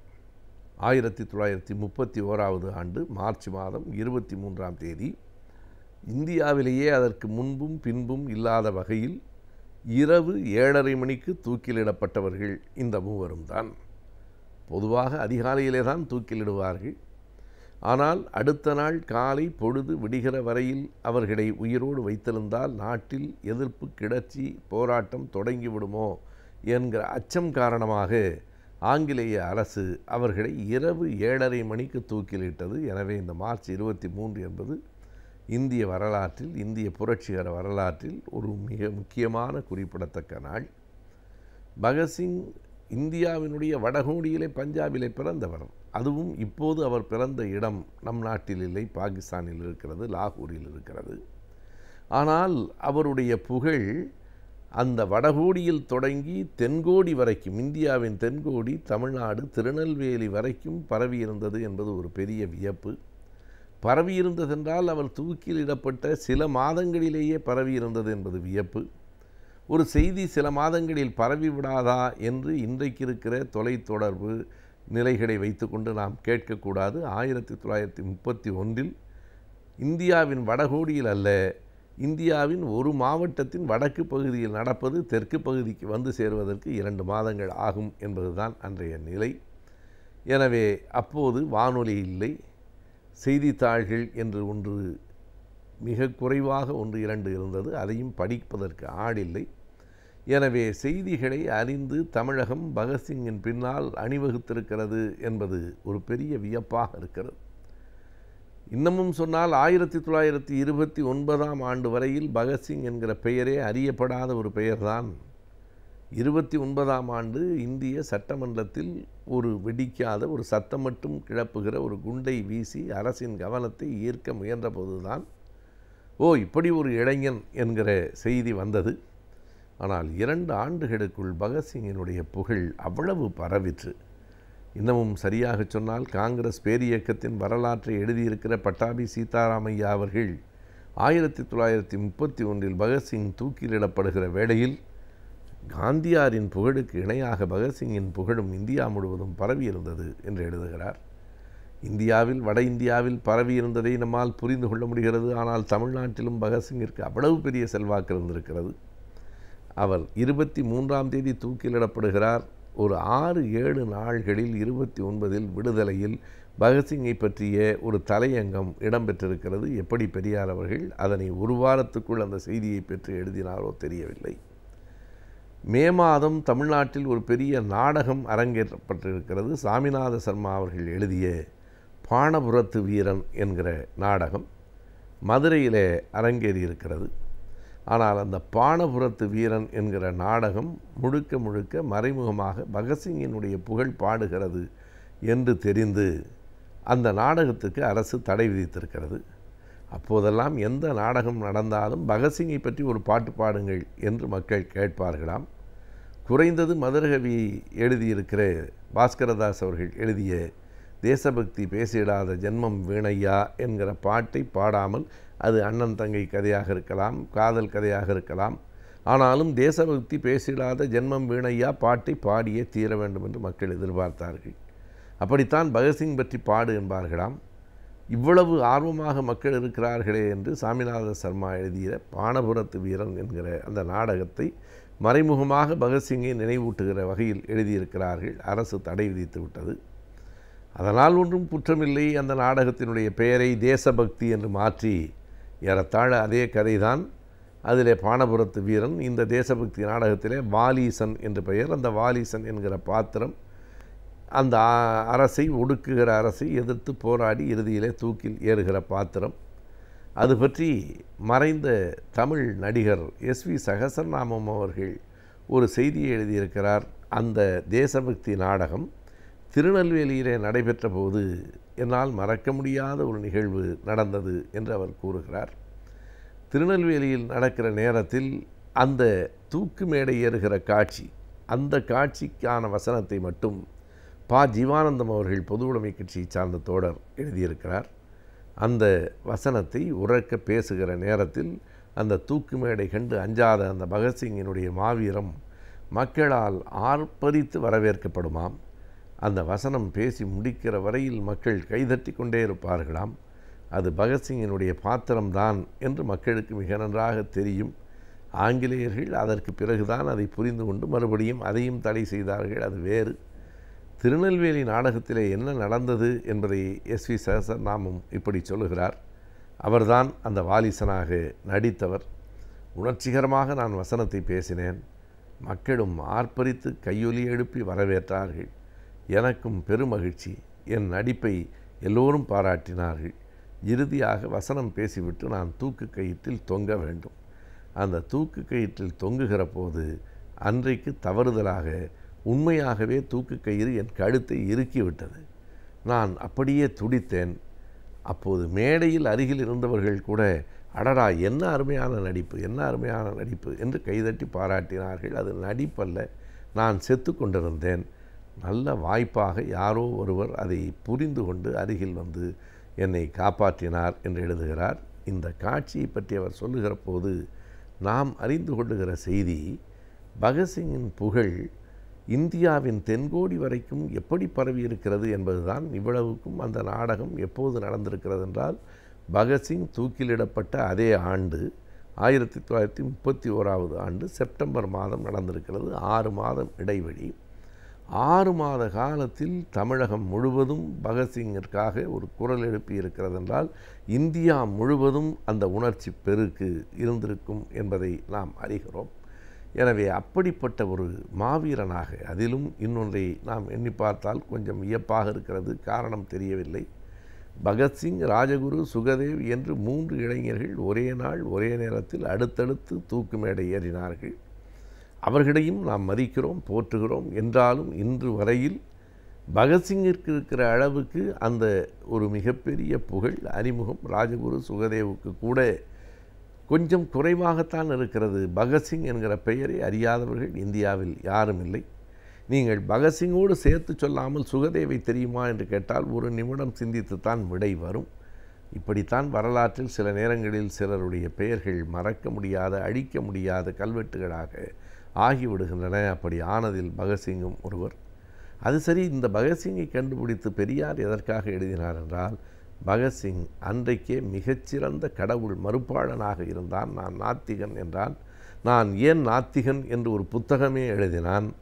எனவே பொதுவுடைமை சிந்தனை கொண்ட, கடவுள் மறுப்பு கொண்ட, விடுதலை போராட்ட வீரனாக இருந்த பகத்சிங் இறந்து போகிற போது அவனுக்கு வயது வெறும் 24 தான்.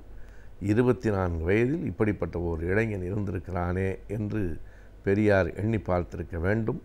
தமிழ்நாட்டில் பகத்சிங்கை பாராட்டி எழுதிய முதல் தலையங்கம், அவன் இறந்ததற்கு பிறகு எழுதப்பட்ட தலையங்கம், விடுதலை ஏட்டின் தலையங்கம்தான். மனிதர்களாகிய நாம் ஒவ்வொருவரும் சட்டத்திட்டங்களை அறிந்திருப்பது என்பது மிகவும் அவசியமான ஒன்றாகின்றது. எனவே இன்றைய சட்டம் பகுதியில் நாம் அறிய இருக்கும் சட்டத்திட்டங்கள் என்ன என்பதை பற்றி பார்க்கலாம். நம் விடியலை வாணி நிகழ்ச்சியின் அடுத்த பகுதியாக வரவிருப்பது ஆலோசனை நேரம்.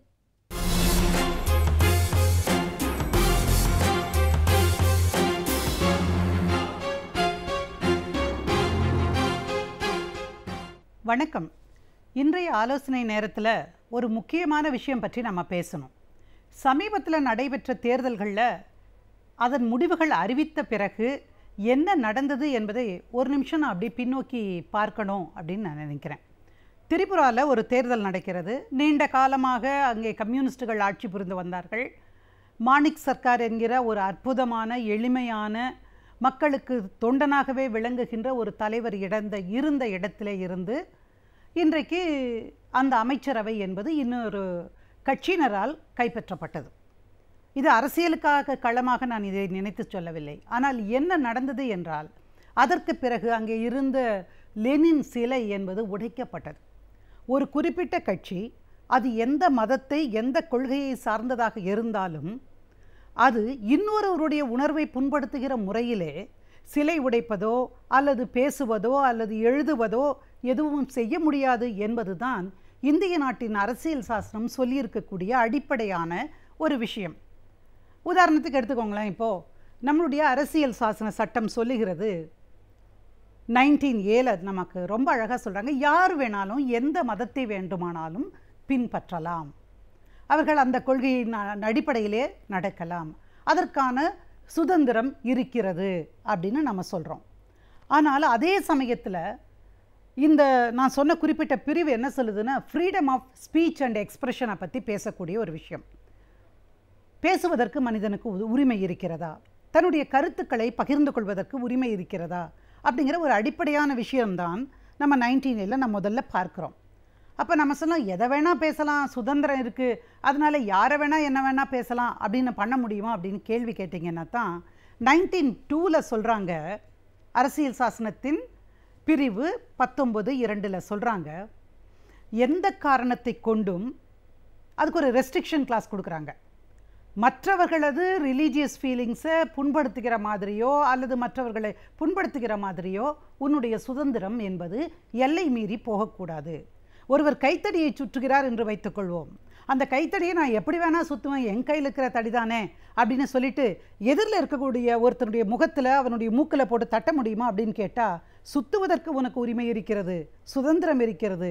ஆனால் அது அடுத்தவன் மூக்கை தாக்காத வரைக்கும் தான் உன்னுடைய சுதந்திரம். அது எப்பொழுது அந்த எல்லையை தொடுகிறதோ அப்பொழுதே உன்னுடைய சுதந்திரம் கட்டுப்படுத்தப்பட்ட சுதந்திரமாக ஆகிவிடுகிறது அப்படிங்கிறது ஒரு அடிப்படையான விஷயம். அப்படி பார்த்தா ஒரு மதத்தை சார்ந்த ஒரு கட்சி அரசியலில் ஆட்சியை கைப்பற்றுகிற பொழுது அங்கே இருக்கக்கூடிய ஏற்கனவே பல்லாண்டு காலமாக இருந்து வந்த ஒரு கட்சியினர் வைத்த லெனின் சிலையை உடைப்பது சரியா அப்படின்னு கேட்டால், இது எதுக்கு நமக்கு, லெனின் யார், ரஷ்யாவில் இருந்தார், அவரை பற்றி நமக்கு என்ன அப்படின்னு நம்ம கவலைப்படாமல் இருக்க முடியுமா அப்படின்னு நம்ம யோசித்து பார்க்கணும். ஏன்னா அங்கே லெனின் சிலை உடைக்கப்பட்ட பொழுது இங்கே ஒருத்தர் எழுதுகிறார், இந்த மத துவேஷத்தை தூண்டி விடுகிற பேச்சுக்களை, செயலை தொடர்ந்து செய்கின்ற ஒரு அரசியல் கட்சியை சார்ந்த ஒரு நபர் தன்னுடைய ட்விட்டர் பேஜில் நினைக்கிறேன் அல்லது ஃபேஸ்புக்லேயே அதில் எழுதியிருந்தார் ஒரு வசனத்தை, அங்கே லெனின்னு அங்கே லெனின் சிலை உடைக்கப்பட்டது, இங்கே பெரியார் சிலையும் உடைக்கப்படும்னு. இப்போ என்ன நடந்திருக்குது, வேலூரில் சமீபத்தில் பெரியார் சிலையின் அப்படியே தலையவே தனியாக வெட்டி எடுத்து வச்சுருக்கிறாங்க. அப்போது இது ஒரு டென்ஷனை உருவாக்குகிற ஒரு விஷயம். இது பற்றி நம்முடைய இந்திய தண்டனை சட்டம் என்ன சொல்லுது? அப்போது எனக்கு பிடிக்காதவங்க, எனக்கு பிடிக்காத சாதி, எனக்கு பிடிக்காத மதம், எனக்கு பிடிக்காத விஷயங்கள் என்பதற்காக அடுத்தவர்கள் வைத்திருக்கக்கூடிய ஒரு சிலையை நீ உடைக்க முடியுமா? அப்போ அந்த சட்டம் என்ன சொல்லுது? ஒரு சிலையை அதை சிதைத்தாலோ, அதன் உறுப்புகளை சிதைத்தாலோ, உடைத்தாலோ, இவை எல்லாமே இந்திய தண்டனை சட்டத்தில் குற்றம் என்று சொல்லப்படுகிறது. உங்களுக்கு நீங்கள் பார்த்தீங்கன்னா 295A என்கிற இந்திய தண்டனை சட்டத்தின் அந்த குறிப்பிட்ட பிரிவு ரிலீஜியஸ் அதாவது மதத்வேஷம் என்று சொல்லக்கூடிய அந்த செயலை ஒருவர் கெட்ட எண்ணத்தோடு வேண்டுமென்றே ஒரு மத பிரிவினரை சார்ந்தவரை நோக்கி செய்வாரேயானால் அது தண்டனைக்குரிய குற்றம். இவ்வளவு நாட்கள் நீ சிறையில் இருக்கணும், இவ்வளவு ஆண்டுகள் சிறையில் இருக்கணும் அப்படின்னு அந்த சட்டம் சொல்லுகிறது என்றால், அதை இப்பொழுதும் தைரியமாக தமிழ்நாட்டிலே இந்த மண் பெரியாருக்கு கடமைப்பட்ட மண், நம்மை போன்ற பெண்கள் எல்லோருமே கடமைப்பட்டவர்கள். அப்போது அவ்வளவு அருமையான ஒரு தலைவருடைய சிலை, எந்த மதத்தையும் அவர் போதித்தது எந்த மதமும் கிடையாது, ஆனால் அவருடைய சிலையிலேயே இன்றைக்கு குந்தகம் நேருகிறது என்று சொன்னால் இந்த சட்டங்களை ஏன் நாம் பின்பற்ற தவறுகிறோம் அப்படின்னு நம்ம பார்க்கணும். ஏன்னா நிறைய பேர் இன்றைக்கு வாட்ஸ்அப்பில் என்ன சொல்கிறாங்க, இன்றைக்கி ஒரு ஒரு கார்ட்டூனை போட்டு விட்றாங்க. இப்போ ஒன்றும் இல்லை, சமீபத்தில் நடந்த ஒரு விஷயம், உத்தரப்பிரதேசில் யோகி ஆதித்யநாத் முதலமைச்சராக வருகிறார். அந்த சமயத்தில் அவரை பற்றி ஒருத்தர் வாட்ஸ்அப்பில் மோசமாக எழுதிடுறாங்க. உடனே அவரை அரெஸ்ட் பண்ணி கொண்டு போயிடுறாங்க. அதே போல அதே உத்தரப்பிரதேச மாநிலத்திலே ஆசம் கான் என்கிற ஒரு நபரை கூட ஒரு இஸ்லாமிய மதத்தை சார்ந்தவங்க அவரை கேலி சித்திரமாக போடுறாங்க. அவர் மேலே யார் கேலி சித்திரம் வரைந்தார்களோ அவர்கள் மீது நடவடிக்கை எடுக்கப்பட்டது. உங்களுக்கு ஞாபகம் இருக்கும்னு நான் நினைக்கிறேன், மும்பையில் ஒரு முறை கடைகள் எல்லாம் அடைக்கப்பட்டிருந்தன. அங்கே இருந்த ஒரு முக்கியமான கட்சியின் சிவசேனா என்கிற கட்சியின் ஃபவுண்டர் பிரசிடெண்ட்டாக இருந்த பால் தாக்கரே அவர்கள் மரணித்திருந்த தருணம் அது. அப்போ 2 ஃப்ரெண்ட்ஸ் அதை பற்றி பேசுகிறாங்க, பெண்கள். இது என்னது, எதுக்காக இந்த மாதிரி கடையெல்லாம் அடைக்கணும், ஏன் நம்ம கஷ்டப்படணும் அப்படின்னு ஒரு பெண் அதுக்கு எழுதி அனுப்புகிறாங்க. உடனே கீழே இன்னொருத்தர், அந்த பெண்ணுடைய இன்னொரு தோழி, ஐ லைக் இட், அதாவது அந்த கமெண்ட் எனக்கு பிடித்திருக்கிறது என்று சொன்னார்.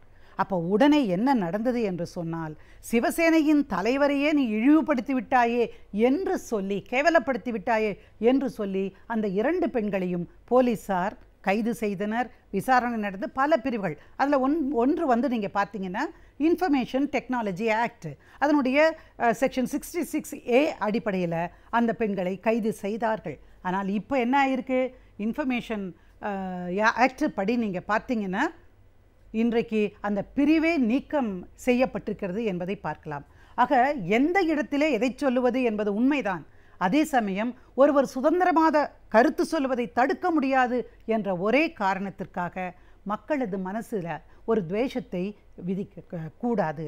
அதைத்தான் இன்றைக்கு அந்த ஒரு குறிப்பிட்ட மதவாத கட்சியை சார்ந்த ஒரு பிரமுகர் ஹிந்து மதத்தை காப்பாற்றுவதாக எடுத்துக்கொண்டு இன்றைக்கு திரும்ப திரும்ப அவர் சொல்லிக் கொண்டிருக்கிறார், பெரியாரின் தலை இங்கே உருளும், சிலை உருளும் என்று சொன்னால் அது நடந்திருக்கிறது. ஆக இவர்களுக்கெல்லாம் என்ன தண்டனை என்று நம்முடைய சட்டம் சொல்லுகிறது என்பதை பார்க்க வேண்டிய அவசியம் இன்றைக்கு ஏற்பட்டிருக்கிறது. தமிழகம் என்பது மத நல்லிணக்கத்திற்கு எடுத்துக்காட்டாக இருக்கக்கூடிய ஒரு மாநிலம். இன்றைக்கும் பெரியாருக்கும் அம்பேத்கருக்கும் இன்றைக்கு எந்த அரசியல் கட்சி தலைவர்களும் அவர்களை விட்டு ஒரு அரசியல் நடத்த முடியாது. அந்த அளவிற்கு முற்போக்கான சிந்தனைகளை, பிற்போக்குத்தனத்தின் கண்டனங்களை எல்லாம் இவர்கள் நம்முள்ளே விதைத்திருக்கிறார்கள். எனவே இப்படிப்பட்ட சம்பவங்கள் நடைபெறுவதை ஒரு காலம் அனுமதிக்க முடியாது. இது சட்ட விரோதமான ஒரு செயல். இந்த செயலை யாரொருவர் செய்திருந்தாலும் நீங்கள் ஒரு பெட்டாலியனே இறக்கி நீங்கள் பாதுகாப்பு கொடுக்குறேன்னு சொல்லலாம், இன்னொருத்தவர் அந்த தலைவர் அது சிலையே அங்கே ஒட்ட வைக்கலாம். ஆனால் என்ன செஞ்சாலும் அதைவிட முக்கியமான கடமை என்னன்னு பார்த்தீங்கன்னா, உண்மையிலேயே பெரியார் சிலைக்கு நேர்ந்த இழுக்குக்கு யார் காரணமோ அவர்கள் மீது இந்திய தண்டனை சட்டத்தின் அடிப்படையிலே கட்டாயம் தன்னுடைய சட்டம் தன்னுடைய கரங்களை நீட்ட வேண்டும், கைது செய்ய வேண்டும், அந்த குற்றத்திற்குரிய தண்டனையை பெற்றுத்தர வேண்டும். இதுதான் நான் சொல்ல விரும்புவது. இன்றைக்கு ஒரு மதத்தில் இப்படி பண்ணிட்டாங்கன்னா உடனே திருவல்லிக்கேணி தெருக்களிலே பூநூல் அறுப்பது என்ற ஒரு விஷயம் வருகிற பொழுது, ஆமாம்மா பெரியாருக்கு செஞ்சாங்க அதனால் இவங்களை பூநூல் அறுத்தாங்க அப்படின்னு சொல்லுவது இரண்டையும் சமப்படுத்தி பார்க்கவே கூடாது. அதுவும் செய்யக்கூடாது. ஒருத்தர் தப்பு செஞ்சாங்கன்னா நானும் அதே தப்பை நான் உனக்கு செஞ்சு காட்டுறேன்னு சொல்கிறது அது தவறு. எனவே அப்படிப்பட்ட செயல்கள் செய்தவர்கள் யாராக இருந்தாலும் அவர்கள் கைது செய்யப்படுவார்கள். இங்கேயும் கைது செய்யப்பட்டார்கள், ஜாமீனிலேயும் இன்றைக்கு வெளியே வந்திருக்கிறார்கள். ஆக நம்முடைய நாட்டினுடைய சட்டங்கள் அது அரசியல் சாசன சட்டமாக இருந்தாலும் சரி, இந்திய தண்டனை சட்டமாக இருந்தாலும் சரி, நிச்சயமாக மத நல்லிணக்கத்தை பேணுவதை அடிப்படையாக கொண்டு அமைக்கப்பட்டிருக்கின்றது. மத துவேஷத்திற்கு தண்டனை என்று அறிவித்திருக்கிறது என்பதை என்றைக்கும் நாம் மறந்துவிடக்கூடாது. இன்றைய சூழலில் நம் மனமானது பல சஞ்சலங்களுக்கு ஆளாகின்றது. எனவே இவற்றிலிருந்து நம் மனதை நாம் எவ்வாறு தெளிவாக பாதுகாத்துக் கொள்ளலாம் என்பதை பற்றி நம்மிடையே பகிர்ந்து கொள்ள வருகிறார் மனநல நிபுணர் டாக்டர் பதுர் மொஹிதீன் அவர்கள். நம் விடியலைவா நிகழ்ச்சியின் நிறைவு பகுதியாக வரவிருப்பது மனமே மனமே.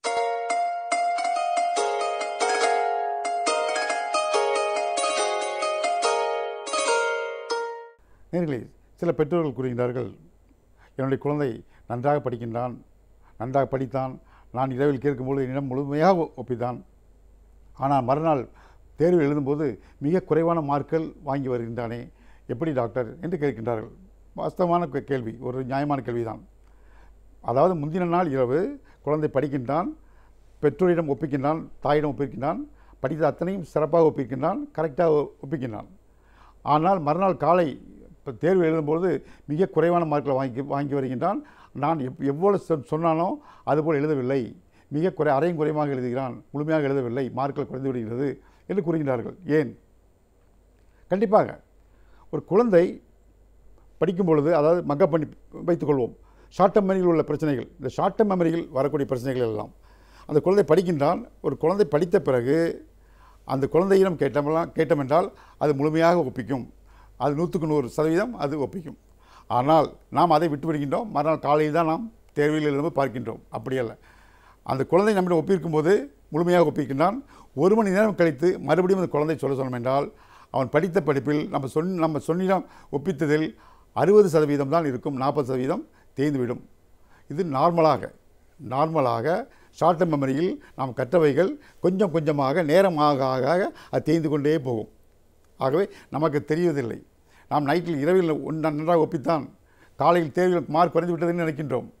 என்றால் ஏன் காலை வரை தேவையில்லை, 1 மணி நேரம் கழித்து அவன் படித்து நம்மிடம் ஒப்பித்து விட்டான் வைத்துக்கொள்வோம். 1 மணி நேரம் கழித்து மறுபடியும் அவனிடம் அது கேட்டால் அவனால் முழுமையாக சொல்ல முடியாது, 60% தான் அவனால் சொல்ல முடியும். 1 மணி நேரம் கழித்து 6 மணி நேரம் கழித்தால் 30%. மறுநாள் காலை அவன் தேர்வுக்கு போகும்போது அவன் இருக்கின்ற சரக்கினுடைய அளவு 20% தான் இருக்கும். ஸோ குழந்தை 20 மார்க் தான் வாங்கும். நேரம் போக போக ஆக 1 மணி நேரம், 6 மணி நேரம், 12 மணி நேரம், இந்த நேரம் போக போக 24 ஹவர்ஸ் மேலே தாண்டிட்டால் மிக 0க்கு வந்துவிடும். அவன் நம்மிடம் ஒப்பித்தது 0க்கு வந்துவிடும். அப்படி என்றால் நம்ம குழந்தை நாம் எப்படி கணிக்கிறது? அது ஒரு அடுத்த கொஸ்டின். அந்த தாய் கேட்கின்றால், டாக்டர் நீங்கள் சொல்வது சரிதான், ஷார்ட் டேர்ம் மெமரியில் தேய்கின்றது, குழந்தை படிக்கின்றான், 1 மணி நேரத்தில் 60% ஆகிவிடுகிறது, 60, 40, 20 என்று குறைந்து கொண்டே போகின்றது. மறுநாள் தேர்வுக்கு வரும்பொழுது மிக குறைவாக வருகின்றது. சரி, ஒத்துக்கொள்ளலாம். அப்பொழுது குழந்தையிடம் சொல்லும்போது முழுமையாக ஒப்பிக்கின்றானே, நான் எப்படி எடுத்துக்கொள்வது? என் குழந்தை மறுநாள் காலை சரியாக எழுதுவான் என்று எனக்கு எப்படி நான் எண்ணிக்கொள்வது என்றால் அதற்கும் வழி இருக்கின்றது. எப்படி என்றால் அதுக்கு ஒரு ஃபார்முலா இருக்கின்றது. அதாவது குழந்தை படிக்கும் பொழுது எவ்வளோ நேரம் மாறுகின்றதோ அதை எடுத்துக்கொள்ள வேண்டும், ப்ரைம் டைம். கடைசியாக அவன் ஒப்பிக்கும் பொழுது எவ்வளோ நேரம் எடுத்துக்கொண்டான் அதையும் பார்க்க வேண்டும். குழந்தை முதலாக உங்களிடம் ஒப்பிக்கினால் வைத்துக்கொள்வோம். அவன் சொல்லும்பொழுது அதுக்கு எடுத்துக்கொள்ள நேரம் 20 நிமிஷம் என்று 25 நிமிஷம் வைத்துக்கொள்வோம். நேரம் போக போக என்ன செய்யும்? குழந்தை அதிகமாக திருப்பி படிக்க ஃபாஸ்ட் வந்துகிட்டே இருக்கும். வரும்போது நேரம் குறைந்து கொண்டே வரும். கடைசியாக நேரம் வரும்பொழுது 25 நிமிடம் எடுத்துக்கொண்ட குழந்தை உங்களை ஒப்பிக்கும் பொழுது 25 நிமிஷம் எடுத்துக்கொள்கிறான். அதே குழந்தை 5 நிமிடத்தில் அதை முடிக்க வேண்டும். அப்படி என்றால் தான் அந்த குழந்தை மறுநாள் தேர்வில் மிகச் சரியாக எழுதுவான் என்று நாம் புரிந்து கொள்ளலாம். அதை 25 நிமிடம் எடுத்துக்கொண்டான். அவன் எதுக்காக கூறுகின்றான் என்றால் எவ்வளோ அதிகமாக படிக்கின்றானோ திருப்பி ரிப்பீட்டேஷன் ஆக என்னாகும்? அது தரவாகிவிடும். ரிப்பீட்டேஷன் ஆக தான் தரவாகும். ஆக அந்த ரிப்பீட்டேஷன் பண்ணும்போது நேரம் மிக குறைவாக வந்துவிடும். 25 நிமிடத்தில் இருந்து 5 நிமிடத்துக்கு வந்துவிடும். அப்போ எவ்வளோ ஃபாஸ்ட்டாக அந்த குழந்தை படித்திருப்பான். படிச்சுட்டே இருக்கணும், அப்போ தான் அது ஃபாஸ்ட்டாக வரும். 5 நிமிடத்தில் அவன் சொல்லி முடிக்கின்றான் என்றால் அந்த குழந்தை கண்டிப்பாக மறுநாள் முழுமையான மார்க்குகள் வாங்கும் என்று நாம் தெரிந்து கொள்ளலாம். அது எப்படி என்றால் அவன் முதலில் எடுத்துக்கொண்ட நேரம் 25 நிமிடம், கடைசியாக அவன் எடுத்துக்கொண்ட நேரம் 5 நிமிடம் தான். அவ்வளோ வேகமாக அவன் சொல்லிக் கொண்டிருக்கின்றான். ஆக முதல் நேரம் மைனஸ் 2வது நேரம் பை ஒரிஜினல் டைம் இன்ட்டு 100 என்ற ஃபார்முலா இருக்கின்றது. Original time minus the latest time by the original time into 100. இந்த ஃபார்முலா போடும்பொழுது 80% மேலே வர வேண்டும். 80% மேலே வந்துவிட்டால் அந்த குழந்தை கண்டிப்பாக மறுநாள் நாம் சந்தேகப்பட வேண்டியதில்லை, ஆச்சரியப்பட வேண்டியதில்லை. கண்டிப்பாக குழந்தை 100க்கு 100 அவன் கண்டிப்பாக எழுதிவிடுவான் என்று நாம் தெரிந்து கொள்ளலாம். இப்பொழுது நான் சொன்னது போல் 25 நிமிடம் முதலில் பார்க்கும் பொழுது கடைசியாக அவன் ஒப்பிக்கும் போது டைம் 5 நிமிஷத்தில் ஒப்பித்து விட்டான். அப்படி என்றால் 25 - 5 20 ஆகியிருந்தது. 20 கீழே மறுபடியும் 25 original time minus the latest time எவ்வளோ வந்துருந்தது? 25 × 5 வந்து விட்டது. ஸோ 20 இருக்கின்றது. கீழே ஒரிஜினல் டைம் 25 × 100 போட்டு பாருங்கள், கரெக்டாக 80 வந்துவிடும். ஸோ 80 வந்துவிட்டால் அந்த குழந்தை கண்டிப்பாக நன்றாக செய்வான் என்று நாம் தெரிந்து கொள்ளலாம். இல்லை என்றால் அந்த குழந்தை கண்டிப்பாக மார்க்கள் குறைவாக தான் வாங்குவான், அவனால் எழுத முடியாது என்று நாம் தெரிந்து கொள்ளலாம்.